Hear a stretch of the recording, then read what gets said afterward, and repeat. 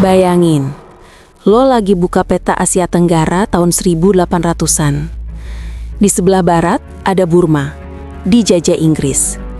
Ke selatan, Malaya, juga dikuasai Inggris. Timur, ada Vietnam, Laos, dan Kamboja. Semua udah dilahap Prancis. Dan di tengah-tengah peta itu, ada satu negara kecil yang berdiri tegak, seolah nggak takut siapapun.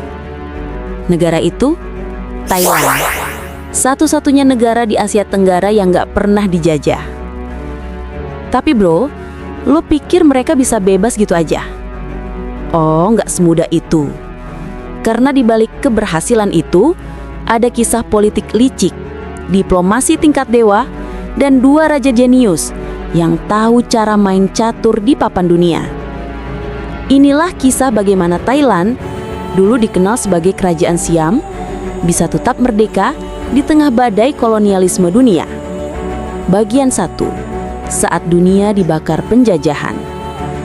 Awal abad 19, Eropa lagi gila-gilanya menjajah. Inggris nguasain India dan Myanmar, Perancis mulai ngelirik Vietnam. Asia Tenggara kayak meja makan besar dan bangsa-bangsa barat berebut kursi. Kerajaan Siam waktu itu dipimpin oleh Rama III, seorang raja yang sadar banget kalau negaranya nggak berubah, mereka bakal disikat kayak tetangganya. Siam punya posisi strategis, kayak rempah dan tanah subur, surga buat penjajah. Tapi Siam juga punya sesuatu yang nggak dimiliki negara lain, kebanggaan dan kepintaran. Mereka sadar gak bakal menang kalau ngelawan barat pakai senjata. Jadi mereka pilih cara lain, menang dengan otak. Bagian 2. Raja Mongkut, sang diplomat sempurna. Tahun 1851, naiklah seorang raja bernama Rama keempat, atau lebih dikenal dunia sebagai Raja Mongkut. Nah, kalau lo nonton film The King and I, nah itu terinspirasi dari dia. Raja Mongkut bukan raja biasa. Sebelum naik tahta, dia jadi biksu selama 27 tahun. Selama itu dia belajar bahasa Inggris, Latin, sampai astronomi dari misionaris barat. Ketika dia naik tahta, dia udah ngerti banget cara berpikir orang Eropa. Dia tahu mereka bakal datang dan bukan buat berdagang, tapi untuk menguasai. Jadi apa yang Mongkut lakuin? Dia berteman dengan musuhnya. Dia undang Inggris dan Prancis ke istana. Dia kasih mereka konsesi dagang, hak berdagang, dan perjanjian yang menguntungkan mereka. Tapi tanpa pernah kehilangan kendali penuh atas negerinya. Buat Barat, Siam terlihat ramah dan terbuka. Tapi sebenarnya, Raja Mongkut lagi main aman. Dia biarin Barat puas dengan perjanjian, biar mereka nggak punya alasan buat nyerang.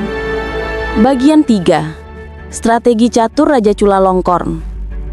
Setelah Raja Mongkut wafat, tahtanya jatuh ke putranya, Raja Chulalongkorn, atau lebih dikenal dunia sebagai Rama V. Nah, ini dia pemain utama di kisah ini. Kalau Mongkut itu otak diplomasi, Chulalongkorn itu eksekutor reformasi. Dia sadar satu hal penting. Kalau kita mau dianggap sejajar sama bangsa barat, kita harus tunjukin kalau kita bisa kayak mereka. Jadi apa yang Chulalongkorn lakuin? Dia ubah segalanya. Sistem pemerintahan, hukum, pendidikan, sampai militer. Semuanya direformasi. Dia kirim anak-anak bangsawan buat belajar ke Eropa. Dia undang insinyur, dokter, dan penasihat barat buat bantu membangun negeri. Tapi bukan buat tunduk, melainkan buat meniru kekuatan lawan agar bisa bertahan. Dan hasilnya gila sih. Siam berubah dari kerajaan tradisional jadi negara modern dalam waktu beberapa dekade. Bagian 4. Diplomasi dua arah. Main di antara dua raksasa. Satu langkah paling brilian dari Raja Chulalongkorn adalah dia nggak pernah berpihak penuh ke Inggris maupun Prancis. Dia main cantik di tengah-tengah. Kalau Inggris mulai agresif dari barat, dia pura-pura deket sama Prancis. Kalau Prancis mulai ngancem dari timur, dia kasih senyum manis ke Inggris. Kedua negara itu akhirnya saling curiga satu sama lain, dan hasilnya Siam jadi buffer zone, wilayah penyangga antara dua kekuatan kolonial. Dan Chulalongkorn tahu banget cara manfaatin posisi itu. Dia rela lepas sebagian kecil wilayah, kayak Laos dan Kamboja. Tapi dengan imbalan, Siam tetap berdiri sebagai negara berdaulat. Itu pengorbanan politik yang luar biasa. Karena buat Raja Chulalongkorn, kehilangan sedikit tanah jauh lebih baik daripada kehilangan seluruh kemerdekaan. Bagian 5. Identitas nasional yang kuat. Selain reformasi dan diplomasi, Siam juga punya satu senjata lain yang bikin mereka kuat. Bangsa mereka punya identitas kuat sebagai orang Thai, yang artinya bebas. Nama itu sendiri adalah simbol perlawanan halus terhadap penjajahan. Selama tetangganya sibuk berperang melawan penjajah, rakyat Thai sibuk membangun negeri.